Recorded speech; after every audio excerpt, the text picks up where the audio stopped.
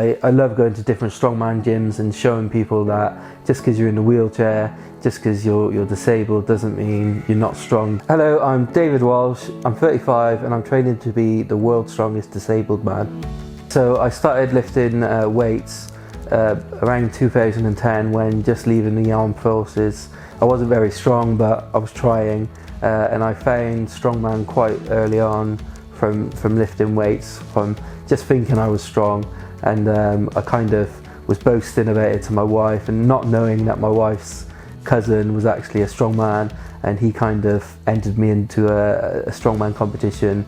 I think I came last, but I didn't care because I just loved the sport so much straight away. I had a great time and knew I was going to follow the path of strongman. It was on the lead up to that competition, which was in 2014, where I started to have some weird sensations go around my body. In my right arm was going numb, and I kind of left it for a while. I kind of shrugged it off to just being just a general gym injury that I might have picked up.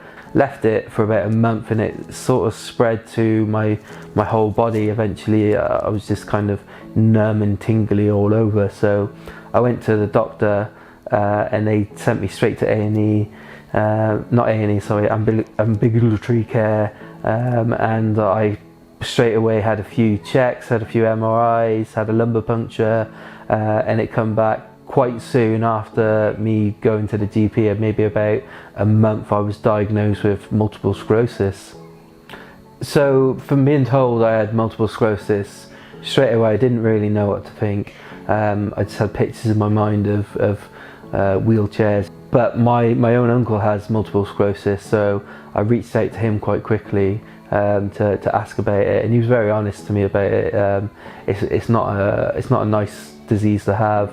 It's very unknown, so for me, kind of being a healthy man who was competing in strongman, to think that maybe tomorrow I could wake up and not be able to move or something, it was really baffled your mind, and you didn't really know how to cope with it because you don't know what you're coping with. I was kind of changing as a person. I wasn't that big Dave that people used to go to for help doing stuff. I was a person that people would avoid to ask for help or avoid in the street, I guess. So it was quite clear after seeking help for my mental health that I needed to do something for me again. And I come across a few chaps, a few videos, and I saw some guys doing disabled strongman, and this was new to me, and this was something that from straight away seeing, I messaged these people and was like, I want to do this, can I come and train with you? Training for the world's strongest disabled man, I train about 4 times a week. I have quite a good coach who's quite strict on what I do, so it's set out plans, but it's quite difficult. The weights are quite a lot all the time, so trying to load the weights on yourself, just being by yourself in the wheelchair can be quite hard, but I get around it by just having the sheer want for it and just the want to compete. And I love going to different strongman gyms and showing people that just because you're in a wheelchair, just because you're disabled doesn't mean you're not strong, doesn't mean you have to stop competing. And I love it when I'm in the gym and people expect me not to be able to do something, and I go up and I just do it and just kill it. I often get people asking me if they can take some weight off. I'm like, no, but you can add some, that's okay.